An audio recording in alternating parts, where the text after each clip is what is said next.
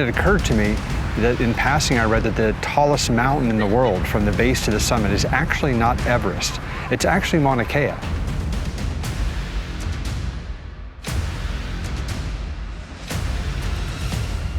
It's just that no one ever thinks of it that way because more than half of it is underwater. Well, of course, the light bulb immediately went off in my head of saying, well, I have a submarine that can go to any depth. And so I thought, what a wonderful ability to mix marine activity with mountain climbing and climbing Mauna Kea. I feel so fortunate that I was introduced to Dr. Clifford Kapono, who is a marine biologist here in Hawaii, who works on a lot of the chemical pathways that occur in microorganisms in the ocean and on the land. It was essential to me from the very beginning to conduct the expedition with a member of the Hawaiian community here. So therefore, I very much wanted it to be a joint mission between myself with the technology and someone from the island who knew the history, the culture, the language, and that's what we were able to make happen. I'm so thankful for that. Ended up being a much more difficult expedition than I originally anticipated. Just looking at it on the map, it's the big island of Hawaii. How hard could it be? Okay, there's some canoeing, there's some biking, some hiking, but the length of the stages in my own inexperience in canoeing made it much more difficult. The dive with Cliff was great. He was brand new to the submarine and had never really done a dive in one before, so watching him experience it for the first time was great, and we just had a really good rapport. And he was fascinated when he saw the things on the bottom of the ocean, which of course he studies a great deal, and then here he was experiencing it directly. And that's really the benefit of a manned submersible. There really is nothing to replace direct interaction with the environment just through a thick pane of plexiglass. The next step after the dive was us trying to get from the ship where we dropped the submarine into the water to the actual shore so we could continue the ascent. So that was the big lateral part on the sea that we had to achieve. Oh, the paddle. The paddle was rough. I am not a paddler by nature, so this was new to me and I had to train for this. And we went through multiple iterations of what kind of canoe to use, and we ended up going with a 3-person canoe, myself, Cliff, and a canoeing expert, Chad Cabral, who is from the island as well. It's challenging because it ended up being 27 miles, which is a long way in a 3-person canoe. And the conditions were such that the ocean definitely did not favor us. We were going perpendicular to the swell, the wind was coming from another direction, waves were coming from yet another direction. So anyone that has any experience doing that knows that those conditions were not good. We were actually fighting it a lot of the way. We were very fortunate. We never tipped over the canoe, which was great, but we really worked very hard to get to shore pretty quickly. I think, averaged about 5 miles per hour, and we got in safely. I woke up early the next morning to do the next leg of the expedition, which was the biking leg, and that would take us 37 miles from Hilo to the lodge at 9,000 feet, and it's all uphill. The biking, where we started on the coast with the lush palm trees, and then going up into the shrub kind of area that's semi-volcanic, but there are a lot of short trees, and then going up even further into true volcanic areas that literally have lava flows that have now solidified, which was just fascinating.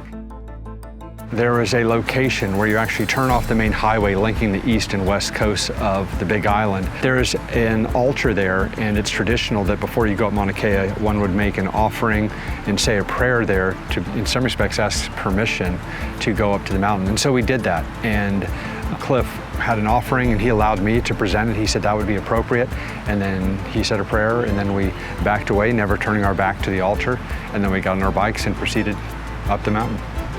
We proceeded another couple of miles up on the bikes, and it started getting quite steep. And we knew from our research that it could get as high as a 17% grade on the final segment to 9,000 feet, which, if anyone knows anything about biking or even just angles, that's a big incline. And we said, it'll be faster to hike up that than to bike up it. And so we parked the bicycles and we put on our packs or whatever we had and started hiking up the last roughly 4 miles. And then we started literally hiking through clouds. The visibility got so low with fog, we literally put headlamps on our heads facing backwards so that cars coming up the road that we were on could see that we were there and hopefully not strike us. In some respects, that was one of the most dangerous parts of the whole expedition. The last part is the hike, and that is hiking from 9,000 feet on a trail all the way up the mountain and up the snow-covered areas all the way to the summit where the telescopes are.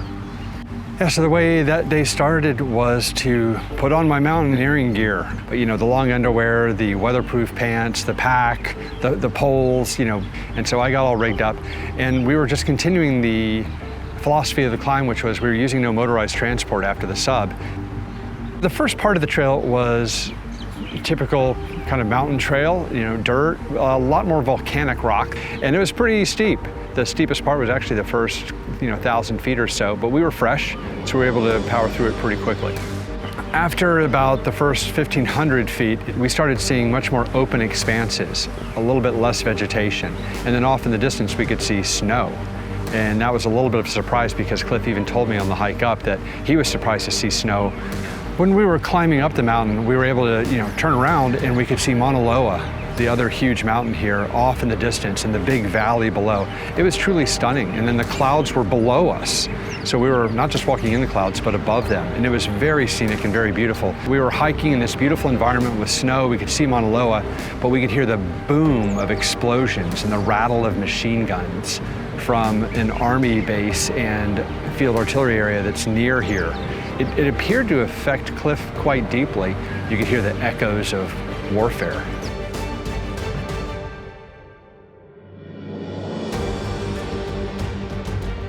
So then we were on the road for a while, and it was actually quite steep, so we took it very, very slow. But we went through a couple of switchbacks, and then, before you knew it, you could actually see the top of the observatory, and then just to the right, you could see the actual summit, which I was surprised was completely covered in snow. No rock to be seen, which wasn't at all the case the last time I'd seen it, where it was all rock. So that was unusual. When I first looked at the snow-covered mountain, I thought it wouldn't be that bad because I could see some footsteps. I thought the snow would be relatively soft and we could just dig our boots into it and climb it. It turned out to be extremely icy. And then when we started really going up the ridge to the summit, a really powerful blast of wind hit us from the left and right. It blew my hat off that I had worn on Everest, one of my favorite hats ever. It actually got kind of dangerous. Cliff actually fell down and was sliding on the ice. So it went from everything's fine to kind of hairy in a couple of seconds. And that's when I realized, okay, this is actually not going to be as easy as I thought. So I immediately just told him, let's just stop what we're doing. I'm going to get my poles out and let's properly configure ourselves. Yeah, it was important for me in climbing all the way up to the summit. When I was there, I was so happy at that point that I was doing the climb with Cliff and that Pohaka was in the background, with his status as an elder, kind of opening up the mountain for us to do this together. And so I felt so much better than I would have if I had just done it solo or not had any coordination with the local people or their culture or done it in a respectful way. I was very happy when we got to the summit that it felt right. When we got to the summit, I have to be quite frank, it was extremely windy and extremely cold. And I think at that point, like many times when you're on a mountaineering expedition, we were just relieved that we'd gotten to the summit because we were exhausted. And we basically stood very quietly around the altar. And Cliff said a quiet prayer, and I simply stood there in silence. And then, we made the congratulations to each other, gave the hug and all that. And we were just very happy that we were able to complete it together. So it was a very quiet, very peaceful conclusion to the climb. Now that we've actually completed the expedition, I'm so glad that we did it because it's unlike anything I've done before, a combination of my two passions of submarine diving as well as mountaineering. And being able to do the first major climb of the largest technically mountain in the world was a great adventure. People ask me all the time, why do this? And there's a compulsion in me to advance the technology of deep ocean exploration, but then there's also the desire to explore new areas, and not just a place, but also how we do things. And what we did here between the diving, the canoeing, climbing a mountain, showing people that there are other things that we can do to bridge the gap between what we know about the land and what we know about the sea. It's an extraordinary thing. I just feel so privileged that I was able to execute.